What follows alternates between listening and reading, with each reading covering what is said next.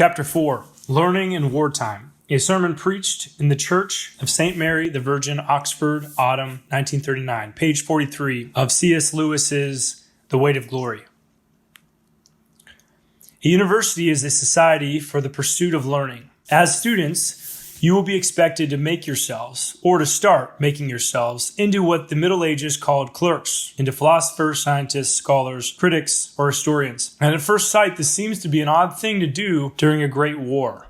What is the use of beginning a task which we have so little chance of finishing? Or, even if we ourselves should happen not to be interrupted by death or military service, why should we, indeed, how can we continue to take an interest in these placid occupations when the lives of our friends and the liberties of Europe are in the balance? Is it not like fiddling while Rome burns? Now, it seems to me that we shall not be able to answer these questions until we have put them by the side of certain other questions which every Christian ought to have asked himself in peacetime. I spoke just now of fiddling while Rome burns.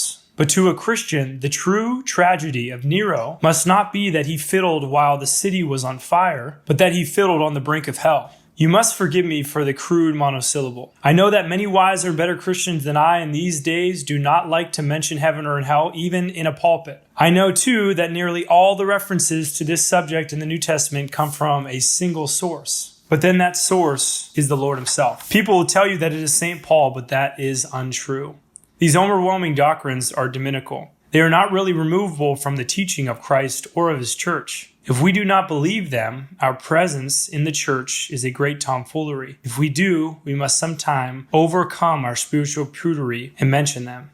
The moment we do so, we can see that every Christian who comes to a university must at all times face a question compared with which the questions raised by the war are relatively unimportant. He must ask himself how it is right, or even psychologically possible, for creatures who are every moment advancing either to heaven or hell to spend any fraction of the little time allowed them in this world on such comparative trivialities as literature or art, mathematics, or biology. If human culture can stand up to that, it can stand up to anything. To admit that we can retain our interest in learning under the shadow of these eternal issues, but not under the shadow of a European war, would be to admit that our ears are closed to the voice of reason and very wide open to the voice of our nerves and our mass emotions. This indeed is the case with most of us, certainly with me. For that reason, I think it important to try and see the present calamity in a true perspective. The war creates no absolutely new situation. It simply aggravates the permanent human situation so that we can no longer ignore it. Human life has always been lived on the edge of a precipice. Human culture has always had to exist under the shadow of something indefinitely more important than itself. If men had postponed the search for knowledge and beauty until they were secure, the search would never have begun. We are mistaken when we compare war with normal life. Life has never been normal. Even those periods which we think most tranquil, like the 19th century, turn out, on closer inspection, to be full of crisis, alarms, difficulties, emergencies. Plausible reasons have never been lacking for putting off all merely cultural activities until some imminent danger has been averted or some crying injustice put right. But humanity long ago chose to neglect those plausible reasons. They wanted knowledge and beauty now and would not wait for the suitable moment that never comes. Periclean Athens leaves us not only with the Parthenon, but significantly the funeral oration. The insects have chosen a different line. They have sought first the material welfare and security of the hive, and presumably they have their reward. Men are different. They propound mathematical theorems in beleaguered cities, conduct metaphysical arguments in condemned cells, make jokes on scaffolds, discuss the last new poem while advancing on the walls of Quebec, and comb their hair at Thermopylae. This is not panache. It is our nature. But since we are all fallen creatures, the fact that this is now our nature would not by itself prove that it is rational or right. We have to inquire whether there is really any legitimate place for the activities of the scholar in a world such as this. That is, we have always to answer the question, how can you be so frivolous and selfish as to think about anything but the salvation of human souls? And we have, at the moment, to answer the additional question, how can you be so frivolous and selfish as to think of anything but war? Now, part of our answer will be the same for both questions. The one implies that our life can and ought to become exclusively and explicitly religious. The other, that it can and ought to become exclusively national. I believe that our whole life can and indeed must become religious in a sense to be explained later. But if it is meant that all our activities are to be of the kind that can be recognized as sacred and opposed to secular, then I would give a single reply to both my imaginary assailants. I would say, whether it ought to happen or not, the thing you are recommending is not going to happen. Before I became a Christian, I do not think I fully realized that one's life after conversion would inevitably consist of doing most of the same things one had been doing before. One hopes in a new spirit, but still the same things. Before I went to the last war, I certainly expected that my life in the trenches would, in some mysterious sense, be all war. In fact, I found that the nearer you got to the front line, the less everyone spoke and thought of the Allied cause and the progress of the campaign. And I am pleased to find that Tolstoy, in the greatest war book ever written, records the same thing, and so, in its own way, does the Iliad. Neither conversion or enlistment in the army is really going to obliterate our human life. Christians and soldiers are still men. The infidel's idea of a religious life and the civilian ideas of active service are fantastic. If you attempted, in either case, to suspend your whole intellectual and aesthetic activity, you would only succeed in substituting a worse cultural life for a better. You are not, in fact, going to read nothing, either in the church or in the line. If you don't read good books, you will read bad ones. If you don't go on thinking rationally, you will think irrationally. If you reject aesthetic satisfactions, you will fall into sensual satisfactions. There is therefore this analogy between the claims of our religion and the claims of our war. Neither of them, for most of us, will simply cancel or remove from the slate the merely human life which we were leading before we entered them. But they will operate in this way for different reasons. The war will fail to absorb our whole attention because it is a finite object, and therefore intrinsically unfitted to support the whole attention of a human soul. In order to avoid misunderstanding, I must here make a few distinctions. I believe our cause to be, as human causes go, very righteous, and I therefore believe it to be a duty to participate in this war. And every duty is a religious duty, and our obligation to perform every duty is therefore absolute. Thus, we may have a duty to rescue a drowning man, and perhaps, if we live on a dangerous coast, to learn life-saving so as to be ready for a drowning man when he turns up. It may be our duty to lose our own lives in saving him. But if anyone devoted himself to life-saving in the sense of giving it his total attention, so that he thought and spoke of nothing else and demanded the cessation of all other human activities until everyone had learned to swim, he would be a monomaniac. The rescue of drowning men is, then, a duty worth dying for, but not worth living for. It seems to me that all political duties, among which I include military duties, are of this kind. A man may die for our country, but no man must, in any exclusive sense, live for his country. He who surrenders himself without reservation to the temporal claims of a nation or a party or a class is rendering to Caesar that which of all things most emphatically belongs to God himself. It is for a very different reason that religion cannot occupy the whole life in the sense of excluding all our natural activities. For of course, in some sense, it must occupy the whole life. There is no question of the compromise between the claims of God and the claims of the culture or politics or anything else. God's claim is infinite and inexorable. You can refuse it, or you can begin to try and grant it. There is no middle way. Yet in spite of this, it is clear that Christianity does not exclude any of the ordinary human activities. St. Paul tells people to get on with their jobs. He even assumes that Christians may go to dinner parties, and what is more, dinner parties given by pagans. Our Lord attends a wedding and provides miraculous wine. Under the aegis of his church, and in the most Christian ages, learning and the arts flourish. The solution of this paradox is, of course, well known to you. Whether ye eat or drink, or whatever so ye do all to the glory of God. All our merely natural activities will be accepted if they are offered to God, even the humblest. And all of them, even the noblest, will be sinful if they are not. Christianity does not simply replace our natural life and substitute a new one. It is rather a good organization which exploits to its own supernatural ends these natural materials. No doubt, in any given situation, it demands the surrender of some, or of all, our merely human pursuits. It is better to be saved with one eye than having two, to be cast into Gehenna. But it does this, in a sense, per accident, because in those special circumstances, it has ceased to be possible to practice this or that activity to the glory of God. There is no essential quarrel between the spiritual life and the human activities as such. Thus, the omnipresence of obedience to a God in a Christian's life is, in a way, analogous to the omnipresence of God in space. God does not fill space as the body fills it, in the sense that parts of him are in different parts of space, excluding other objects from them. Yet he is everywhere, totally present at every point of space, according to good theologians. We are now in a position to answer the view that human culture is an inexcusable frivolity on the part of creatures loaded with such awful responsibilities as we. I reject at once an idea that which lingers in the mind of some modern people that cultural activities are in their own right spiritual and meritorious, as though scholars and poets are intrinsically more pleasing to God than scavengers and bootblacks. I think it was Matthew Arnold who first used the English word spiritual in the sense of the German Geistlich, and so inaugurated this most dangerous and most anti-Christian error. Let us clear it forever in our minds. The work of Beethoven and the work of a charwoman become spiritual on precisely the same condition, that of being offered to God, of being done humbly as to the Lord. This does not, of course, mean that it is for anyone to mere toss up whether he should sweep rooms or compose symphonies. A mole must dig for the glory of God, and a cock must crow. We are all members of one body, but differentiated members, each with his own vocation. A man's upbringing, his talents, his circumstances are usually a tolerable index of his vocation.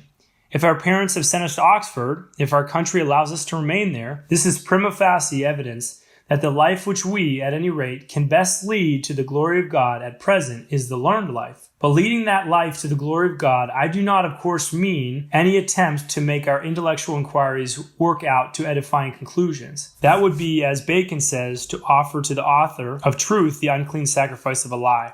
I mean to pursue knowledge and beauty in a sense for their own sake, but in a sense which does not exclude their being for God's sake. An appetite for these things exists in the human mind, and God makes no appetite in vain. We can therefore pursue knowledge as such, and the beauty as such, in the sure confidence that by so doing, we are either advancing the vision of God ourselves or indirectly helping others to do so. Humility, no less than the appetite, encourages us to concentrate simply on the knowledge or the beauty, not too much concerning ourselves with their ultimate relevance to the vision of God. That relevance may not be intended for us, but for our betters, for men who come after us and find spiritual significance of what we dug out in blind and humble obedience to our vocation. This is the teleological argument that the existence of the impulse and the faculty prove that they must have a proper function in God's scheme. The argument by which Thomas Aquinas proves that sexuality would have existed even without the fall. The soundness of the argument as regards culture is proved by experience. The intellectual life is not the only road to God, nor the safest, but we find it to be a road. And it may be the appointed road for us. Of course, it will be so only so long as we keep the impulse pure and disinterested. That is the great difficulty. As the author of the Theologia Dramatica says, we may come to love knowledge, our knowing, more than the thing known, to delight not in the exercise of our talents, but in the fact that they are ours, or even in the reputation they bring us. Every success in the scholar's life increases this danger. If it becomes irresistible, he must give up his scholarly work. The time for plucking out the right eye has arrived. That is the essential nature of the learned life as I see it, but it has indirect values which are especially important today. If all the world were Christian, it might not matter if all the world were uneducated. But as it is, a cultural life will exist outside the church whether it exists inside or not. To be ignorant and simple now, not to be able to meet the enemies on their own ground, would be to throw down our weapons and to betray our uneducated brethren who have under God no defense but us against the intellectual acts of the heathen. Good philosophy must exist, if for no other reason because bad philosophy needs to be answered. The cool intellect must work not only against cool intellect on the other side, but against the muddy heathen mysticisms which deny intellect altogether. Most of all, perhaps we need intimate knowledge of the past. Not that the past has any magic about it, but because we cannot study the future and yet need something to set against the present, to remind us that the basic assumptions have been quite different in different periods, and that much which seems certain to the uneducated is merely temporary fashion. A man who has lived in many places is not likely to be deceived by the local errors of his native village. The scholar has lived in many times and is therefore in some degree immune from the great cataract of nonsense that pours from the press and the microphone of his own age. The learned life then is for some a duty. At the moment it looks as if it were your duty. I am well aware that there may seem to be an almost comic discrepancy between the high issues we have been considering and the immediate task you may be set down to do, such as Anglo-Saxon sound laws or chemical formulae. But there is a similar shock awaiting us in every vocation. The young priest finds himself involved in choir retreats, and a young subaltern is accounting for pots of jam. It is well that it should be so. It weeds out the vain, windy people and keeps in those who are both humble and tough. On that kind of difficulty, we need waste no sympathy, but the peculiar difficulty imposed on you by the war is another matter. And of it, I would again repeat what I've been saying in one form or another ever since I started. Do not let your nerves and emotions lead you into thinking your predicament more abnormal than it really is. Perhaps it may be useful to mention the 3 mental exercises which may serve as defenses against the 3 enemies which war raises up against the scholar. The first enemy is excitement, the tendency to think and feel about the war when we had intended to think about our work. The best defense is a recognition that in this, as in everything else, the war has not really raised up a new enemy, but only aggravated an old one. There are always plenty of rivals to our work. We are always falling in love and quarreling, looking for jobs or fearing to lose them, getting ill and recovering, following public affairs. If we let ourselves, we shall always be waiting for some distraction or other to end before we can really get down to our work. The only people who achieve much are those who want knowledge so bad that they seek it while the conditions are still unfavorable. Favorable conditions never come. There are, of course, moments when the pressure of the excitement is so great that only superhuman self-control could resist it. They come both in war and in peace. We must do the best we can. The second enemy is frustration, the feeling that we shall not have time to finish. If I say to you that no one has time to finish, that the longest human life leaves a man, in any branch of learning, a beginner, it shall seem to you to be saying something quite academic and theoretical. You would be surprised if you knew how soon one begins to feel shortness of the tether, of how many things, even in middle life, we have to say, no time for that, too late now, and not for me. But nature herself forbids you to share that experience. A more Christian attitude, which can be attained at any age, is that of leaving futurity in God's hands. We may as well, for God will certainly retain it whether we leave it to Him or not. Never, in peace or war, commit your virtue or your happiness to the future. Happy work is best done by the man who takes his long-term plans somewhat lightly and works from moment to moment as to the Lord. It is only our daily bread that we are encouraged to ask for. The present is the only time in which any duty can be done and any grace received. Third enemy is fear.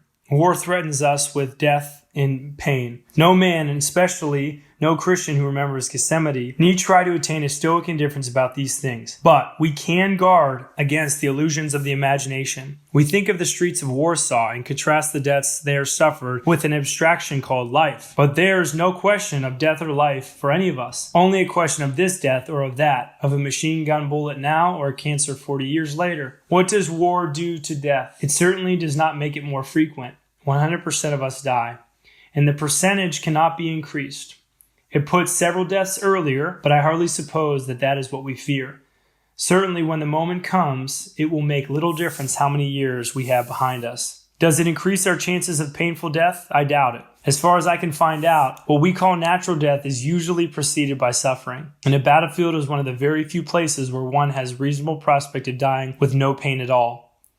Does it decrease our chances of dying at peace with God? I cannot believe it. If active service does not persuade a man to prepare for death, what conceivable concatenation of circumstances would? Yet war does do something to death.